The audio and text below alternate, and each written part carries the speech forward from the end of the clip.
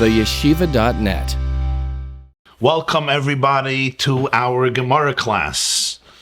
Thank you everybody for joining us. I hope you're having a beautiful morning, and may God bring only beauty and healing and recovery to all of us and all of the Jewish people and the entire world and the entire planet, so that the coronavirus, corona means a crown, because when you look at the virus with a microscope, it has spokes around it, like it literally looks like a crown. That's why it's called corona.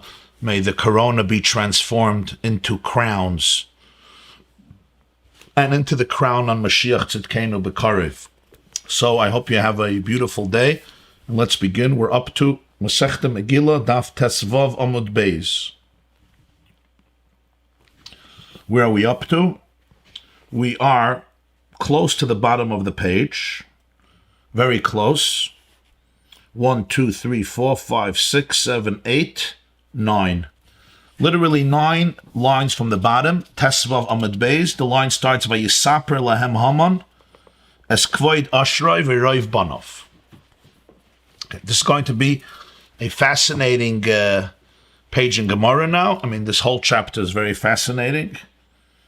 And we have been analyzing the story of Purim, and actually it's apropos now because a major part of the story of Purim is connected to the month of Nisan and Pesach, because people don't realize the story of Purim didn't happen on Purim, it happened on Yud Gimel Nisan, it happened in Nisan, right? That's when the decree came out on the 13th of Nisan. They instituted a fast, Esther and Mordecai, and the fast was the first day of Pesach.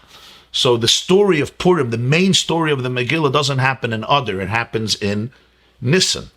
It's celebrated in Adar, but the story actually happens in Nisan. So we're at that point of the story where the Gemarah finished analyzing why Esther invited Haman to the party that she made for her husband. Her agenda was one agenda, and that is convince and persuade the Persian king to nullify the decree against the Jewish people. What we would expect her to do is go to the king and plead with him to save her people, perhaps spill the cards and reveal her authentic identity, and through that, convince her husband to nullify the evil edict of Haman, the prime minister of the Persian Empire. She does not do that. She invites her husband and Haman to a feast, and then she invites them to a second feast. And at the second feast, she finally spills the beans. And the question is why she would do all of this. And the Gemarah went through 12 possible reasons, going into Esther's mind and figuring out her strategy. And at the end, finally, Eliyahu Hanavi tells Rabbi Baravua that all of the opinions are right. That Esther saw things based on the perspective of all the Tanoim and all the Amirayim, which is very similar to what we say about every logic, every idea in Torah, Elu ve'elu divrei Elokim Chaim, which means you can analyze Esther's strategy from 12 different perspectives, and all of them are true. What do you say about that? A person does something, we have 12 perspectives for why they do it, and Eliyahu Hanavi says they're all right. Nobody was wrong and nobody was right. They were all on target. What do you mean all on target? Which one was Esther thinking? And the answer is they were all true. And perhaps they were all conscious. Maybe some were on a conscious level, on an unconscious level. Some were voices in Esther that maybe she didn't even access consciously. I don't know this. I'm just saying. Or perhaps they were all there in a very conscious way. All of the opinions are true. So after the first meal, Haman is very excited. He comes home, he's sameach, he's toiv lev, he's excited. We all know the story. He tells his wife and his friends about how awesome his life is, to the point that the queen, Esther, when she wants to invite somebody to a party, who does she invite? She invites Achashverosh, the king, and only one more person, Haman. Basically, even Esther appreciates the greatness of Haman and displays it. Of course, we now know this was all part of Esther's dazzling brilliance, psychologically elevating Haman to a much higher place, where number one, he would not be suspicious of Esther being Jewish or Esther trying to dig a grave to get him into that grave because Esther is showing him honor.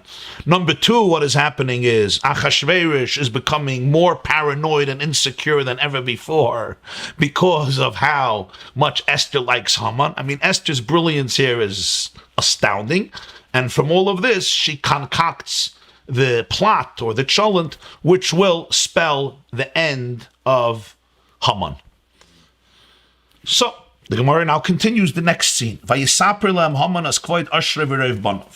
As Haman comes home from the party, he tells his friends, Kvoid Ashrei, the glory of his wealth, V'roiv Banov, and the multitude of his children. He speaks about his children, how many children he has, V'roiv Banov.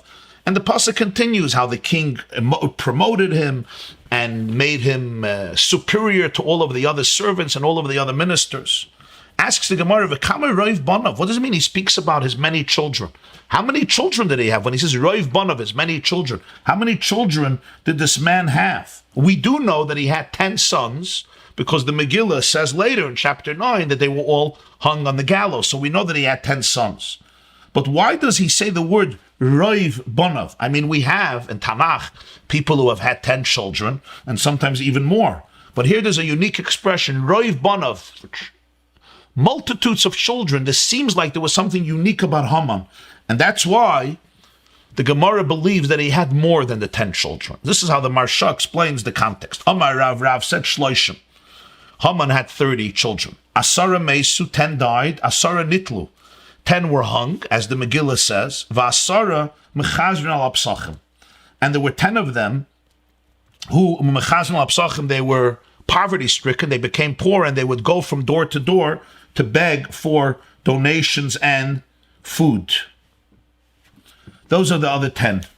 So 10 died, I guess naturally, 10 were killed, and 10 ultimately became poor people, and they were going around from door to door asking for contributions. Now, it's interesting, the Marsha says, the Gemarah does not say clearly where Rav got this from. Like, how did Rav know that Haman had 30 children, and this is what happened to them? The Gemarah doesn't say a source. Perhaps it was a tradition that Rav heard from previous generations. How did Rav know exactly this number? And to break it down in this way, that the Gemarah doesn't say clearly. Says the Gemarah, Rabbanan Amri, the rabbis say, wow. Those kids, those children who would go from door to door to ask for donations, they were not 10, they were 70. The Ksiv, the Pasuk says in Shmuel Aleph, Samuel 1 chapter 2, Sveim balechem niskaru. Sveim balechem niskaru. This is in the tefillah of Chana. In the prayer of Chana, Chana couldn't have a child, and she davens to Hashem for a child. Yeah. And she has a baby, Shmuel, and she has this whole tefillah and song of praise. So she says, Sveim balechem niskaru ure'evim chadelu ad akara yoldo shiva v'rabas bonim umlala. What does this mean? What does this mean? So the Gemarah says, the Chachamim say that Chana was hinting here. It was a prophecy about the children of Haman. What is this prophecy? Sveim balechem. They were satiated with bread, meaning they were wealthy. But niskaru, they had to rent themselves out to become employees in order to be able to get some bread to eat. Sveim balechem, those who were satiated, niskaru, from the word schar, soicher, a renter. They had to rent themselves out as employees to be able to have some bread. Al tikra sveim ela shivim. But the word sveim could also be read as shivim, because there's no nekudus in the Tanakh. So Targum Yonasim ben Uziel says what I just said. Those who were satiated, became employees in order to satisfy their hunger. But the word Sveim means satiated, like V'achalta v'savata, but it also means Shivim. It could be spelled Shivim. So Shivim Balechem Niskaru. There were 70 children of Haman who were wealthy and satiated, who became poor and went around to collect. And this is very important because we have a word Sveim, but it could be pronounced Shivim because there's no Nekudas. So we do both. We pronounce it as Sveim, which means satiated. We also pronounce it as Shivim because the fact that the Torah writes it this way and there's no cancellations means that the text lends itself to multiple readings and pronunciations, Sveim and Shivim. So we know that it was 70. Ela Shivim, not Sveim, Ela Shivim. Al Tikri doesn't mean don't read Sveim, erase the pronunciation of Sveim.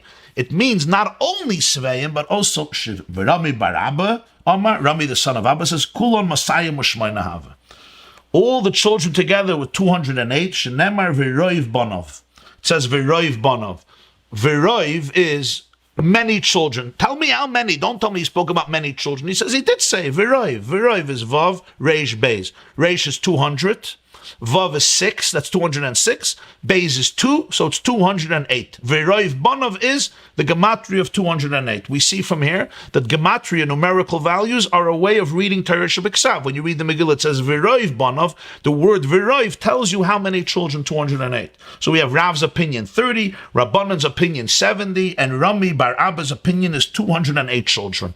Obviously, from many women, from many wives. Not one, but a man like Haman can afford many, many wives. That's why he says first that he spoke about his great wealth. And with all of these wives, he can have 208 children or sons.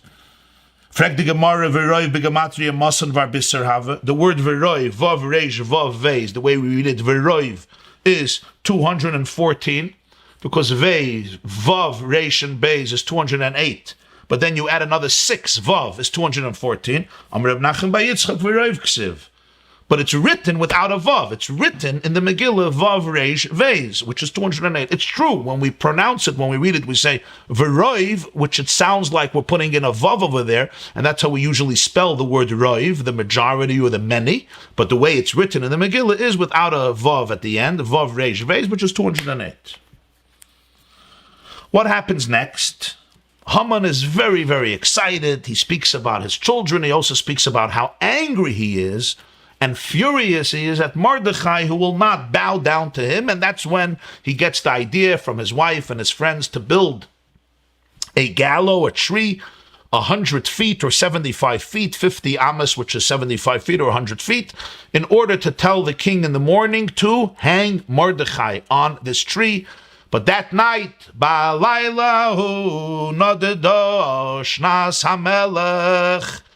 night the king suffered from insomnia. The sleep ability of the king was nadada. Nadada means it was shaking. He kept on waking up. The king could not fall asleep. Now the question is, what caused him insomnia? We have a few places in Tanakh where it says that somebody couldn't sleep. For example, Yaakov tells Lavan, for 20 years, Vatidad shnosi me'enoi, Parshas Vayikra. Same words, nadada shnas. For 20 years, sleep was removed from my eyes because I was watching your flock. 20 years. It says why. Here, it just says he couldn't sleep. Why? Insomnia, but why? That's the question behind the Gemarah. The Gemarah's explanation, and the Marsha says that's why the Gemarah is compelled to explain what happened. We'll take questions. You could text your questions 845-777-4747, 845-777-4747.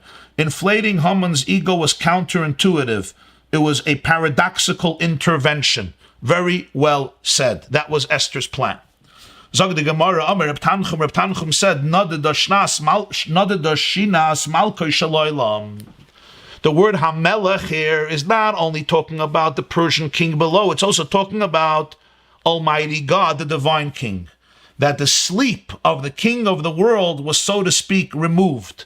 Kivayachal, if we could say this way, God woke up from his slumber. Hashem woke up from his sleep. Ba'alaylahu, and that night, Nadada shnas Hamelech.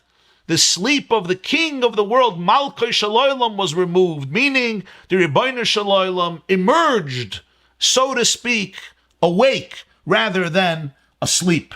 Like the pasuk says, Vayikatz ki yashen Hashem, Tehillim Ayin Ches. God woke up as though he was sleeping. Or we say, Hine lo yanam v'lo yishon shomer Yisrael.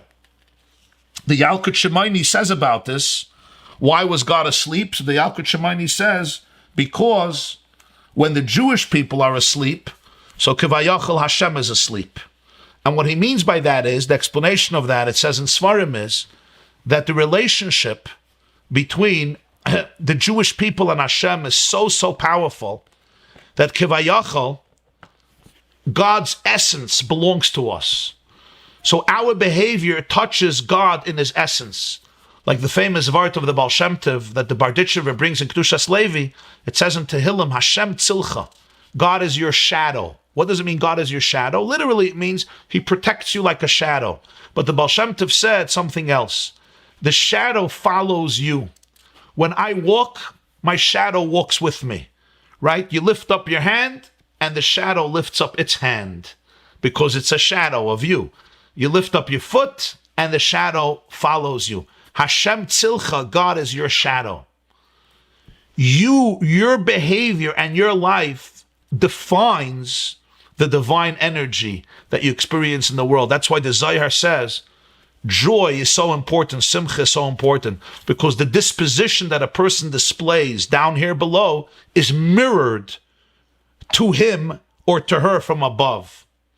The Tzemach Tzedek writes that his grandfather, the Baal HaTanya, was davening the last Ma'ariv of his life.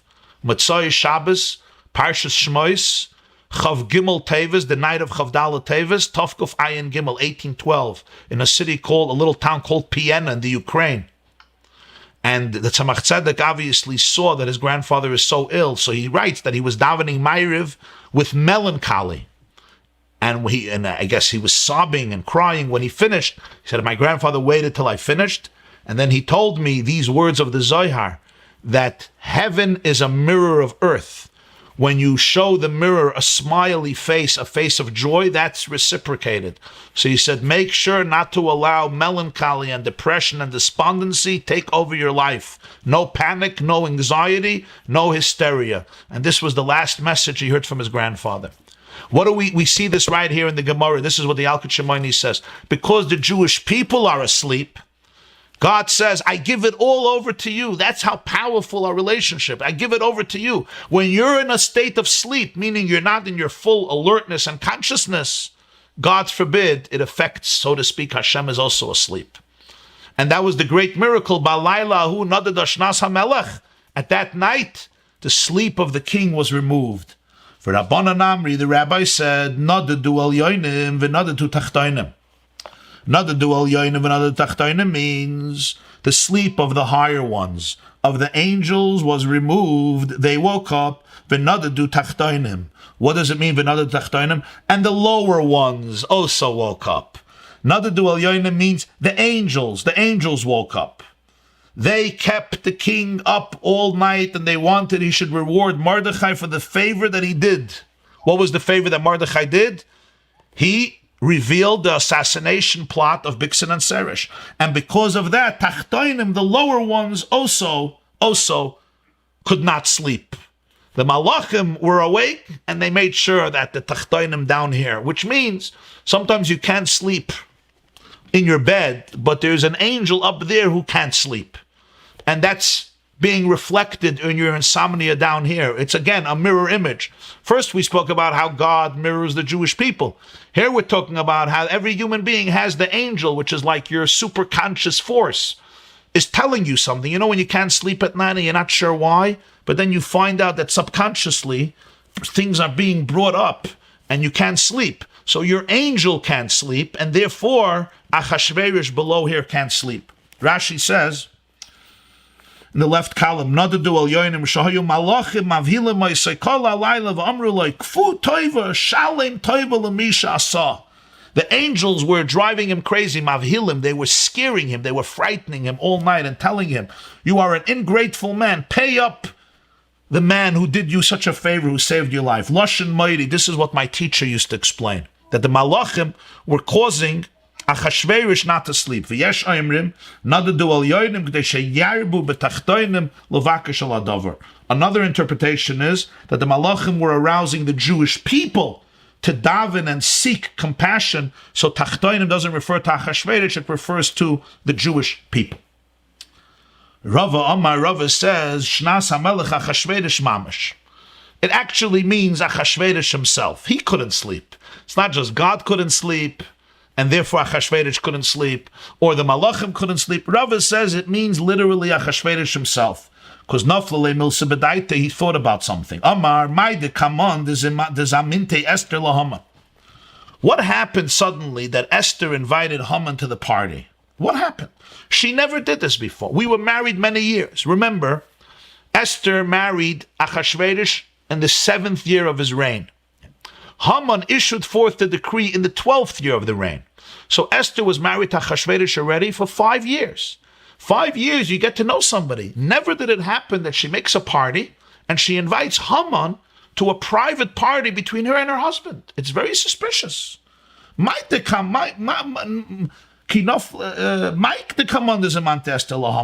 happened suddenly that she invited Haman? What did he think? Perhaps she's contriving a scheme to kill me. Together, they're in cahoots. They want to murder me. That's basically what's happening. Rashi says, what happened?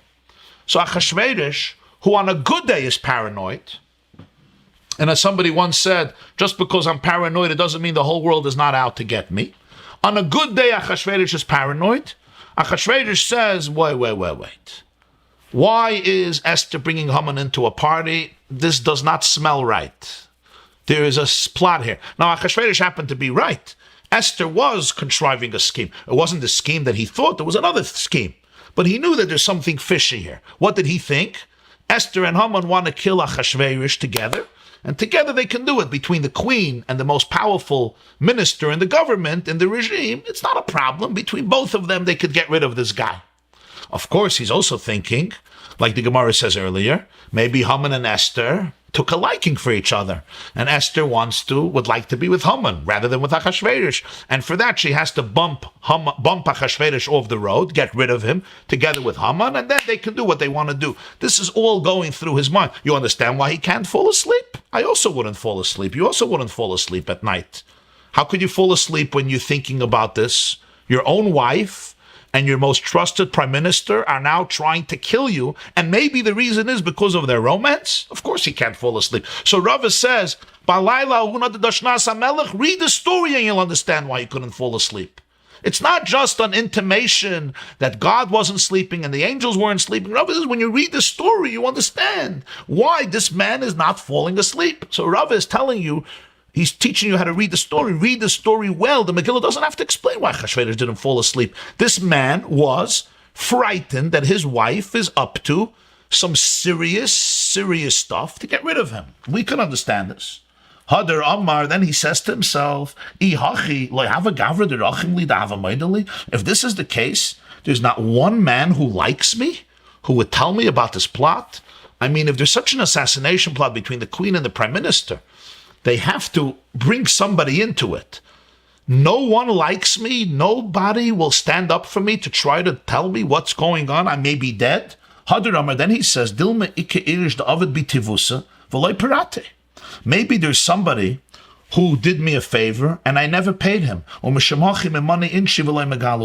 that's why people don't tell me the real story, because they don't feel that I show appreciation. So Achashverosh is thinking, there's so many people who like me, so many people who love me. Why is nobody telling me what's going on? Why am I in the dark? Maybe there's a pattern here. Maybe somebody did me a big favor and I never paid him back. So they say, oh, this guy is an ungrateful friend. Immediately, so the next scene is, he says, bring the chronicles, bring the journals of the palace to be able to see if indeed somebody did a favor to me and I did not pay him back. And of course, that's when they read the story about Mordecai saving the king from the assassination plot of Bixen Viserys. So it continues, the Megillah continues, Vayiyu Nikrayim. It doesn't say Vayikru Lefonav, they read before him. It says Vayiyu Nikrayim. It should be read, Melamed Nikrayim Me'elehem. He says, it teaches you that it was like read on its own. Apparently, it seems like they didn't want to read it. They weren't interested. They weren't interested in reading it because it was praising Mordecai, and apparently they didn't like Mordecai. But he says, let it be read. It was read. It was read on its own. What's the next scene? Vayimatzei Kosov. It was found written. What was found written? Vayimatzei Kosov, that Mordecai told the king about Bixen and Seresh. So the Gemarah says, Ksav mi bayalei. Should have said Vayimtza Ksav, not Vayimtza Kosov. Rashi says, Kosov mashma shaya Kosov meichadash. Ksav mashma meikare. Vayimatzei Kosov sefer zikaron lefanav sheged Mordechai. Vayimatzei Kosov sounds like it was found, something that was written now. Vayimatzei Ksav means something that was written in the past. This was written years ago. It was in the journal, in the diary of what Mordecai did years ago. Why say Vayimatzei Ksav, which is like written right now? So the Gemarah says, Melamed sheshimshi hayamoichik v'gavriel kaisav.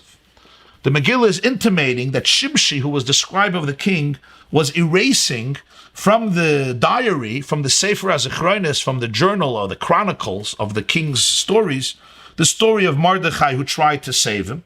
Who was Shimshi? Shimshi, Rashi says, was Sofer HaMelech, Soini Yisrael Hayo, Mimois Koirish Hayo. Shimshi was a Jew hater, and he was the scribe of the king yet from the days of Cyrus the Persian. The Sefer Ezra speaks about him, and the Sefer Ezra says that he wrote to Cyrus words against the construction of the second Beis HaMikdash, which compelled Cyrus to stop the construction. And now, in the time of Achashverosh, he continued to do so again. He stopped the construction of the second Beis HaMikdash. This Shimshi really, really hated Jews. In fact, there's a Rashi in Ezra, in Sefer Ezra, who identifies him as one of Haman's many, many children. So that would make even more sense.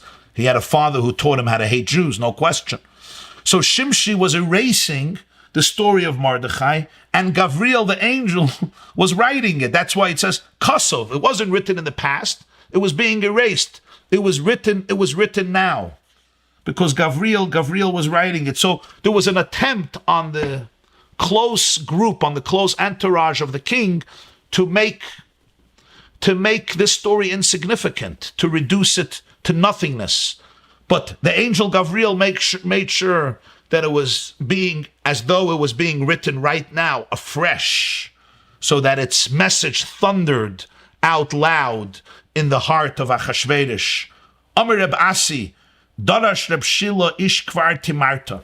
Reb Shila from the town of Timarta said, Uma ksav shalamata shalischusan shal Yisrael ene nimchak ksav shalamayla leikol shekeh.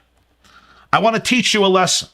Ma'adach, something that's written in the royal chronicles for the merit of the Jewish people, like this item that was written about Mordecai in the diary of Achashverosh. It can't get erased. And even if an anti-Semite tries to erase it, God's angels make sure that it doesn't get erased. Ksav shalamayla, the texts above in heaven, which write down the merit of the Jewish people, like Kol Shekain, for sure it will not be erased. In other words, he's saying something very interesting. No act goes unnoticed. Nothing. It gets written down, everybody could try to erase it, but it will not get erased. History will pay tribute to it. What goes around, comes around. Shlach lach mechal pnei hamayim. Send your bread on the water, because you'll find it one day. There's nothing I do or you do or don't do that doesn't get recorded in the diary of the king. Even if it gets recorded down here in a physical king's diary, it won't get erased. Even if people will try to erase it, the angel Gavriel will bring it back to the surface. It will emerge. It may take a day, it may take a year, it may take a decade. It will emerge. Certainly, in the Ksav Shalamayla, in the diary of the ultimate king, nothing gets erased. This is the power of the Schusan Shal Yisrael, the merit of a Jew. Don't think anything goes unnoticed. Don't think anything is not accounted for. And don't think anything will not come back and bring you blessings in reciprocation. So what happens? Achashverosh finds out that Mordecai saved his life, and he asks his servants, what did we do for Mordecai to pay him back? So they said, Lo nasa imay davar. We did not do anything for him. Don't think they said this because they loved Mordecai. It's because they hated Haman. They wanted to demote Haman. And by saying that nothing was done for Mordecai, it would mean that Haman is not doing the job. Because the person who is responsible to pay Mordecai for saving the king would have been Haman. Here you see that Haman was the man who became second in command. He is the man who is supposed to execute all these types of actions, including protecting and rewarding somebody who protected the king. This is how Haman positioned himself. It fits into the strategy and the plot we have been developing over the last few classes. What Beria was for Stalin, if you know communist history, Bolshevik history, Haman was for Achashverosh, and he fed his paranoia because Achashverosh was paranoid. So by telling Achashverosh nothing was done for Mordecai, they would put down Haman because they were all jealous of Haman. So he says, don't think they loved Mordecai, but they hated Haman. Sometimes people do things not because they love Mordecai, but because they hate his enemy. When I hate, what do they say? Right? My enemy's enemy becomes my friend, even though my enemy's enemy I hate. But if he's my enemy's enemy, I hate my enemy so much that he becomes my friend. So Mordecai becomes their friend de facto. Why? Because they hate Haman so much. And that's why they say, like, nothing was done for him. The question is, how did Rava know this? Maybe they liked Mordecai. How did Rava know this? So the Marsha says, because they responded not in the way that Achashverosh spoke to them. Achashverosh asked, Ma nasa yikaru gdula leMordechai. What glory should we do for Mordechai? So they should have said, what glory did we do for Mordechai? So they should have said, Lo nasa ma yikaru gdula. No glory was done with Mordechai. They didn't say that. They said, Lo nasa ma davar. Nothing was done.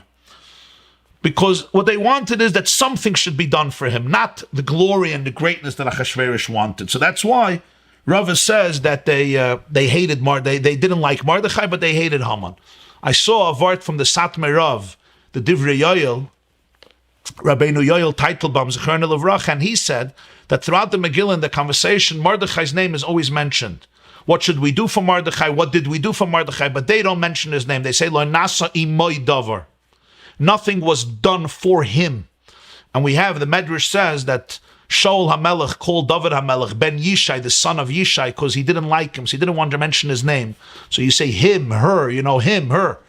Right? So he says, because they said, Lo nasa imoy davar, nothing was done for him, without saying the name, even though his name is mentioned here in every conversation, it means they couldn't get themselves to say his name, because they really didn't like him. So Rava says they didn't like the man, but they hated Haman, and that's why they said that nothing was done for Mordechai, to be able to put down Haman and hopefully get the king angry a little bit at Haman for not helping Mordechai and rewarding him. What happens next? At that moment, Haman comes to the courtyard. He wants to tell the king to execute Mordechai by hanging him on the tree that he prepared. So he says, Haman comes to the king to tell him to hang Mordechai al ha'etz asher heichin loy, on the tree that Haman prepared for him. Tana, the Brisa says, loy heichin.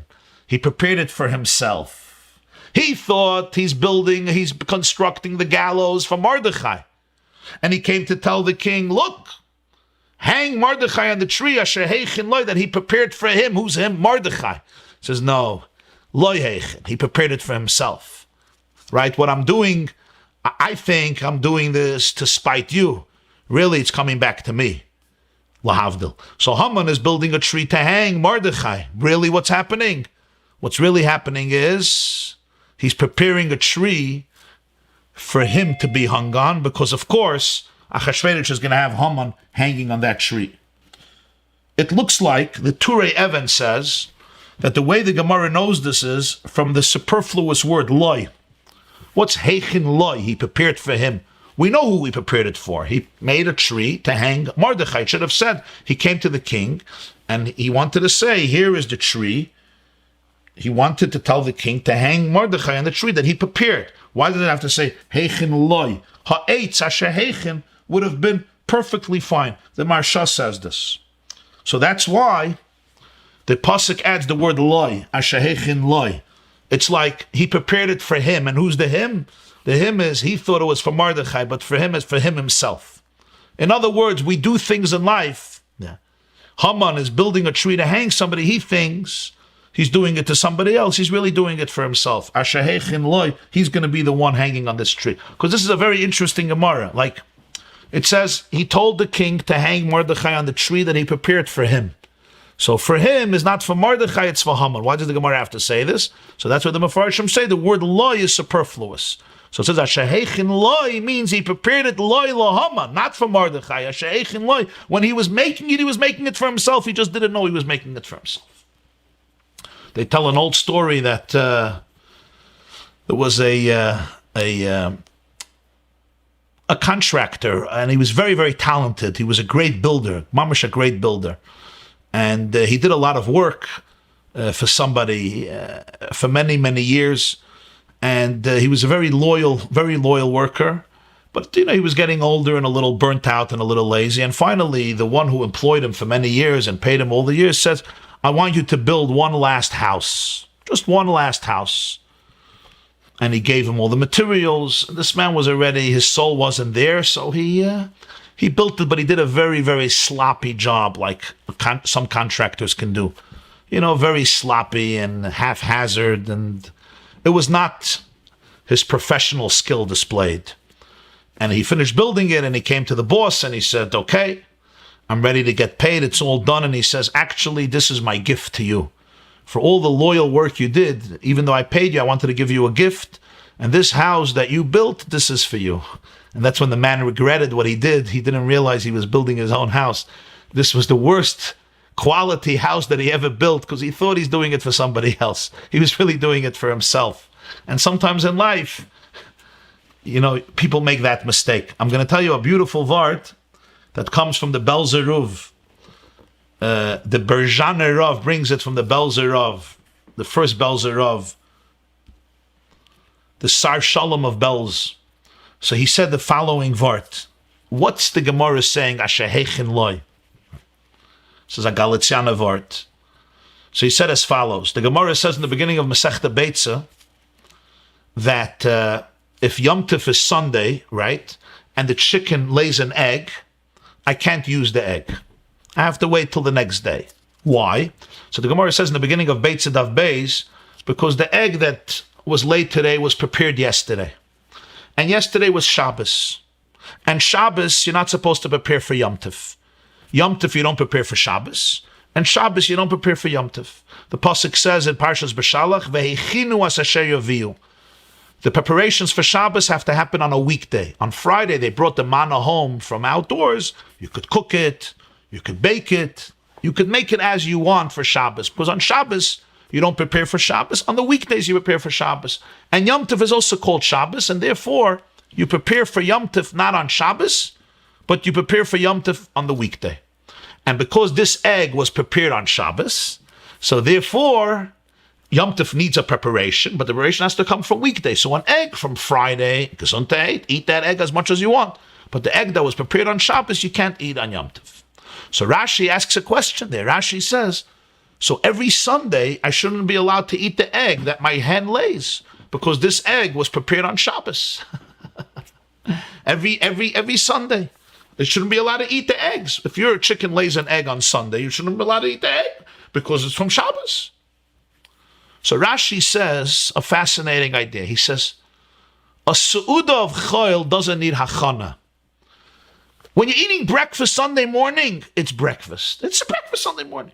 When you're eating breakfast, lunch, Shabbos, and Yom Tov, it's a Shabbos dika Yom Tov dika meal. It needs preparation. A su'uda of choil doesn't have the prominence, the spiritual significance that it needs preparation. You may prepare the day before, but it's not called preparation because it's not a prominent thing. It's, it's a takeout. It's a takeout, mom's knish, one of these, it's a takeout. That's what it is. I wanted to say McDonald's or Burger King, but it's not. That's not for the Jewish people. In Israel, you have Kentucky Fried Chicken and Burger. So take it. You don't go prepare. We're going to prepare for a day to go to Kentucky Fried Chicken in Ben Yehud. It's not. The definition is you're walking and you're hungry and you're going for a falafel. It's a falafel store. The breakfast of Sunday, Rashi says, doesn't need hachana. It's not called hachana. The egg that happened on Shabbos is not called hachana for Sunday because it's a weekday meal. But a Yom Tov meal is a mitzvah. A Shabbos meal is a mitzvah. A mitzvah needs hachana. So the egg of Shabbos is called preparation. You understand? Something that's mundane, even if you prepare for it, it's not called hachana. Because it's not something that requires this conscientious premeditation. You're eating. But a mitzvah is so significant that it needs hachana. So now listen to the Belzer of Zvart. Moide de Kevart. It says here, Asher heichin loy. Haman prepared the eitz for Mordecai. He prepared the eitz for Mordecai. But Rashi tells us in Beitza, the only thing that needs hachana is a mitzvah. If it's not a mitzvah, you may prepare, but it doesn't have a definition of hachana, of preparation, because it's not such a prominent thing. It's a mundane thing. So why does it say Asher heichin, Haman prepared? It sounds like it was a mitzvah, but this wasn't a mitzvah. This was murdering Mordecai. On this, the Gemarah says, Asher heichin loy. He was preparing it for himself, and killing Haman is a great mitzvah. If killing Haman is a great mitzvah, that needs hachana. The killing of Haman, that's already a great mitzvah. That's why he says, Asher heichin loy heichin. He was preparing it for himself. Ooh, you're preparing to execute Hitler? You're preparing to execute Haman HaRasha. Das is schon a mitzvah. That's a very, very big mitzvah.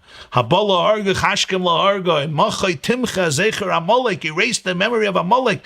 A mitzvah needs preparation. So it says Haman prepared for the mitzvah. Asher heichin loy. Asher heichin loy heichin. It was for himself. Zog the Gemarah, so Haman comes in and he wants to ask the king to hang Haman on it. So what happens? He tells Haman, the king tells Haman, what would you do to somebody who did something great for the king? And Haman, of course, thinks it's him. The king wants to reward him. So he famously says to dress up the man in royal garments with the royal crown and put him on the royal horse and lead him through the streets of Shushan. It gives you a little inkling of Haman's ego and arrogance and what he needed for his confidence and security. So what does the king tell Haman? Mahir kachas halavush v'esasus kasher debarta v'asei chen l'Mordechai ha'Yehudi ha'yoshe b'shar ha'melech al tapel dover mikol asher debarta. Just reading the whole pasuk. Fast. Take the royal garment, take the horse, do this for Mordecai, the Jew sitting in the gate. Do not delete, do not erase anything of what you spoke. Says the Gemarah, Amar lei, what's this wording? This pasuk is very, very wordy. Take the garment, take the horse, like you spoke, do it to Mordecai sitting in the king, and make sure nothing of what you said should be deleted, should be missed out. Why all these words? It's a very elaborate and intricate pasuk. So the Gemarah says because there's really a conversation that is being alluded to in between the lines. Amar lei, Haman said, Manu Mordechai, which Mordechai?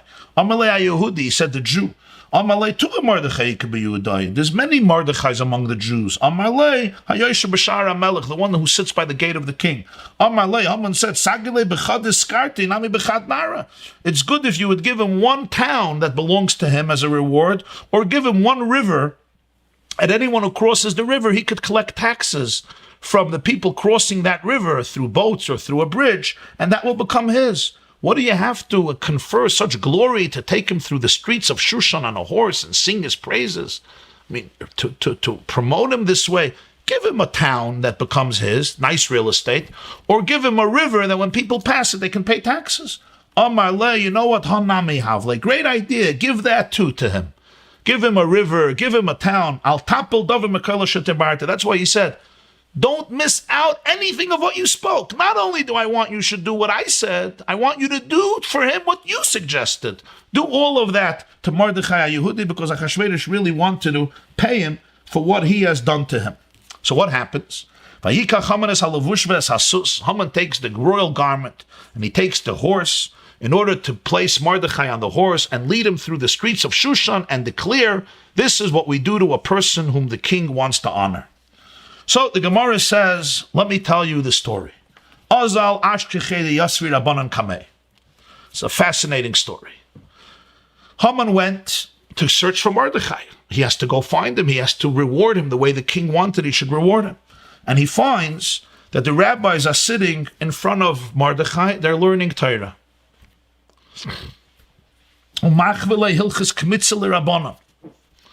Mordecai is demonstrating the laws of Kmitza for the rabbis. Now here we have to understand what this means. When did this happen? When did all this happen? This is extremely fascinating. When did this happen? Let's remember. Haman got the decree against the Jewish people on Yud Gimel Nisan. Right? Esther told Mordecai to make 3 days of fasting. 3 days of fasting. Yudalit, Tesvav, Tezayin. After 3 days, on the third day from the decree, which means Tesvav Nisan, Yud Gimel, Yudalit, Tesvav, Esther goes into the king. It's the first day of Pesach. She invites him for a party. He comes for the party that night. At night, he invites her for the second party. That party is going to be when? The second day of Pesach, Tezayin. Stay with me, Tezayin. That night, the king can't sleep. He can't sleep. In the morning, Haman comes. He wants to hang Mordecai instead.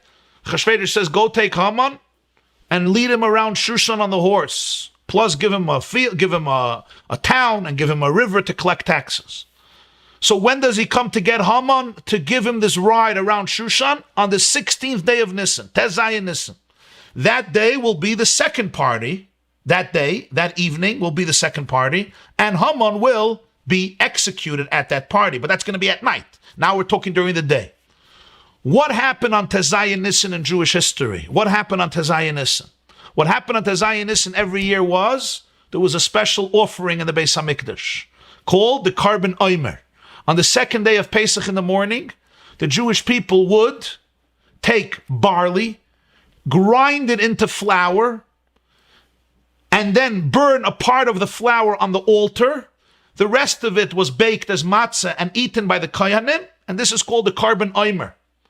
The reason it's called Omer is a certain measurement of volume of flour. The amount that they used to burn that they used to take for the Karban Omer was Karban Omer. Again, part of it was burnt and the other part was eaten. It was called an Omer. From that day, we start counting Sfira, so Omer 49 days until Shavuos. That's the 16th day of Nisan. How do you take flour and offer it on the altar? It's called Kmitza. The Pasuk says in Parshas Vayikra this week, next week, V'kamatz hakohen, a fistful of flour. You know how Kmitza works, right? The kohen takes the cup of flour, the goblet of flour, and he fills up his fist. He fills up the hand, palm of his hand, a handful of flour with, this is called Kmitza, like I'm showing you here. With my hands, I'm showing you here. Kmitza. He covers the flour with the middle 3 fingers. He removes with the pinky and the thumb the flour that is protruding, that is sticking out. That's called Kmitza. It's not a lot. It's not a lot. You see the flour that goes in here? This is kaimitz, which by an animal would be similar to slaughtering, right? He's taking away the flour, and then he puts it on the altar and it burns, and the rest of the flour they bake as matzah and they eat it. This is called the Karban Omer. Now, where was this? This is Persia. How many years after the Beis HaMikdash was destroyed? This was already close to 70 years after the Churban. But it was Tezayin Nisan. So what was Mordecai doing? He was teaching the rabbis the laws of Kmitza. He was teaching them how the Kohen would separate the flour and do Kmitza in order to put it on the Mizbeach. And he was illustrating it with his hands. Here you see that when you teach, you have to be graphic. You can't just teach to the audio, to the ears. It has to be visual. Because Mordecai couldn't explain it. It says, he showed them, he illustrated them. He showed them the laws of Kmitza, how you do it. Because this was the day of Kmitza. This is what's happening. Now understand. I want you to understand what's happening. They're all fasting. This is Pesach and they're fasting. Why are they fasting? Because the Jewish people are supposed to be exterminated that year. The Beis HaMikdash has not been around for almost 7 decades. There's no kmitza. There's no carbon omer anymore. There's no carbon. There's no Beis HaMikdash. There's no mizbeach. Nobody's bringing a carbon. But what is Mordecai doing on this day? He's teaching hilchas kmitza to the rabbis, and he's showing them how to do it.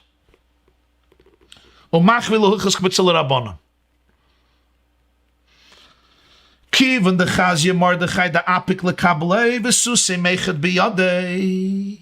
When Mordecai saw Haman coming out towards him, and Haman is holding the horse of the king in his hand. This is the royal horse, the Kazakh's horse, Mirsus. Mordecai is petrified. He's free. He's scared. For Amalul Rabban, he tells the sages, "Hai rishil lemikdal nafshi kaasi zilu mekamei di loisi kava bagachalasa." This Rasha came to murder me. He came to kill my soul. Chevre, go, leave, escape from here, so that you should not get burnt from this man's coal. Meaning, if you hang around, he'll kill you too.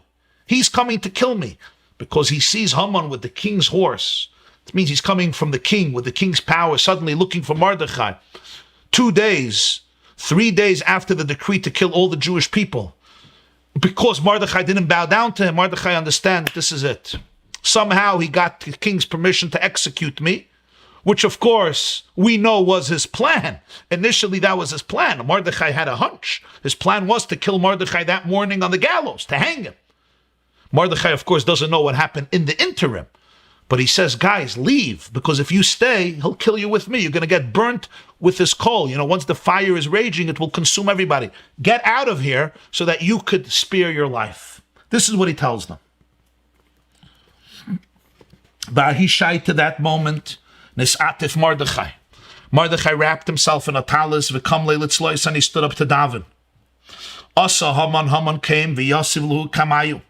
And Yosef sat down between the sages. Obviously, they did not leave. They all stayed. They didn't leave. And he sits down between them. And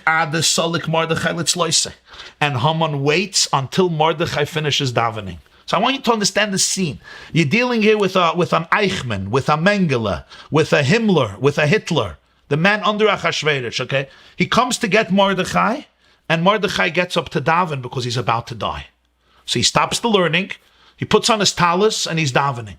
Haman sits between the Jews, and he waits till Mordecai finishes davening. He waits. What happens now? Amar Lahu, Haman is waiting. So what do you do when you're waiting? What do you do in shul when you're waiting? You start up a conversation. So Haman turns to the Chevra and he says, B'mayas kisu, what were you guys learning? This is Haman's question. What were you guys learning? Amrule, they told him, Bisman shebeis hamikdash came, when the Beis Hamikdash stood, man de menadev mincha maisi mole kumtze de sultan neschaperle.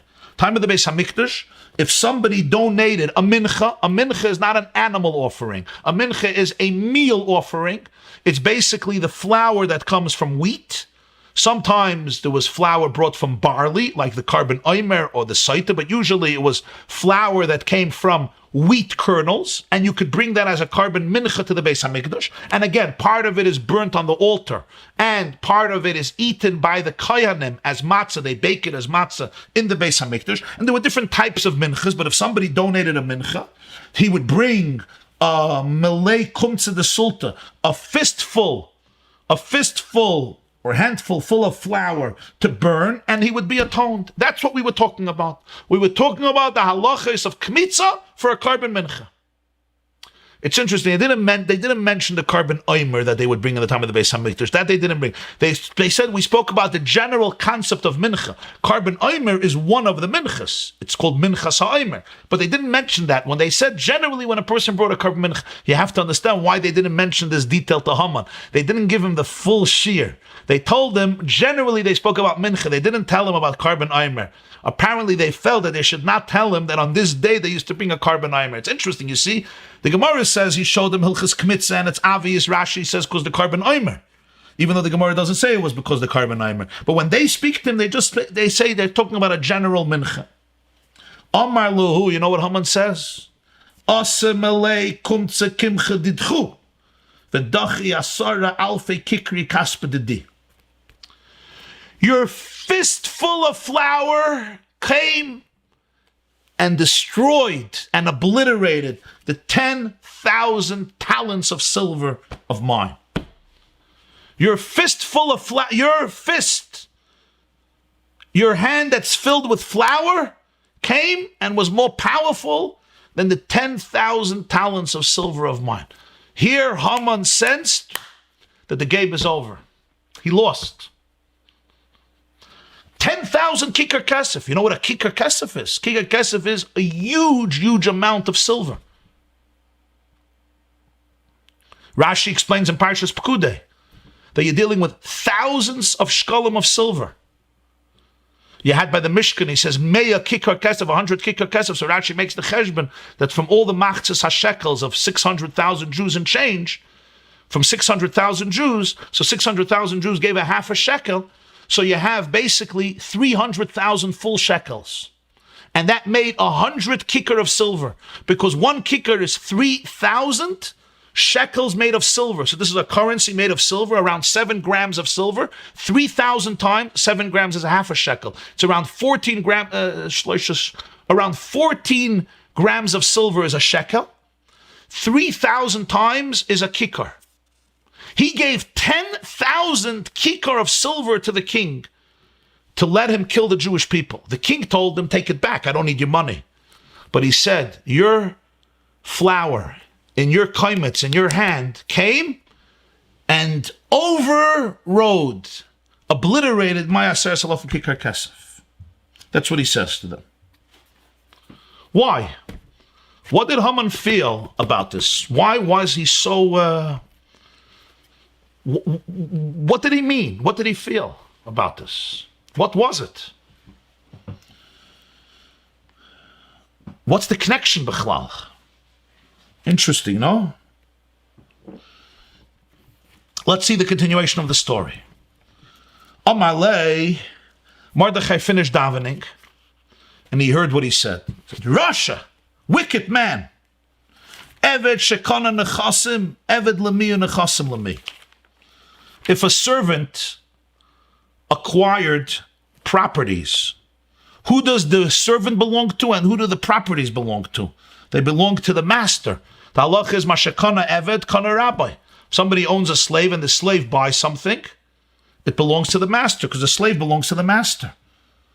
So Mordecai is telling Haman, you're my eved, so all your money is mine. So the 10,000 kikar kesef are not yours. He said, it's my money. Kispet, kaspet, my silver, my money. It's all mine.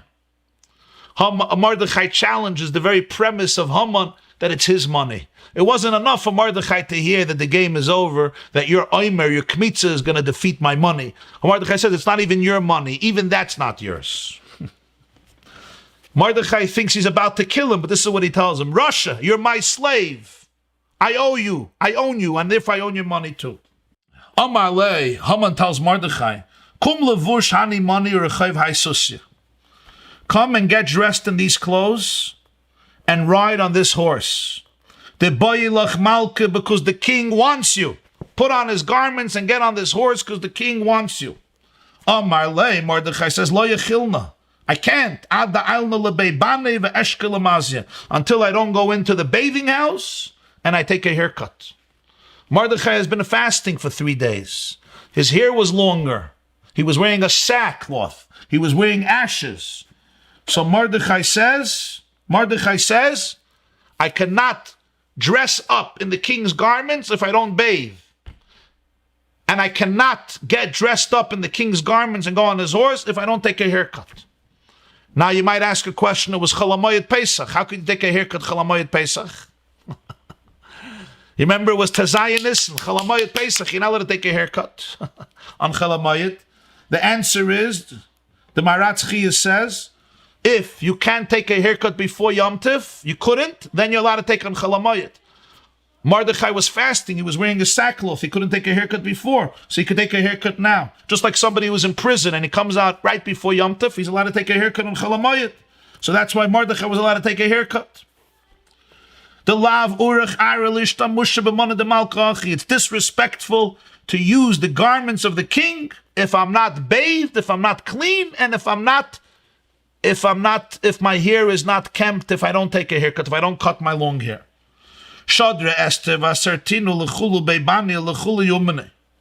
Esther sent a message, and she said they should hide all of the beibani, all of the people who handle the bathing houses. It's called in Yiddish the bedders, the people in the saunas and the schwitzes and the bathing houses who would take care of the people who come to bathe. They should all disappear, l'chulu yumani, and all of the barbers should disappear.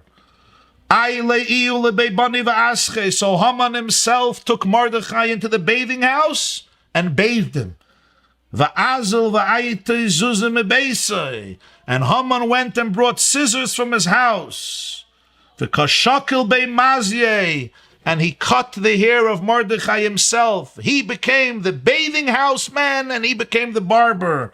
As he's giving him a haircut, Ingad ve'isnach. Haman started to cry and groan and krechts. Amalei, Mordecai says, why are you groaning, Haman? Amalei, Haman says, Gavred avachoshev le malkum mikuli rav ravinu, hashtel l'shavi balone v'sapar. The man who the king promoted over all the ministers. I was the highest man in this empire. And now he became a person who's giving you a bath and giving you a haircut. He became a barber. This is not a reason to groan. Amarle, Mordecai said, Russia, wicked person. V'lav saper shel kfar kartzim ayisa. There was a city, a town called Kartzim. You were the barber. Liar, Russia.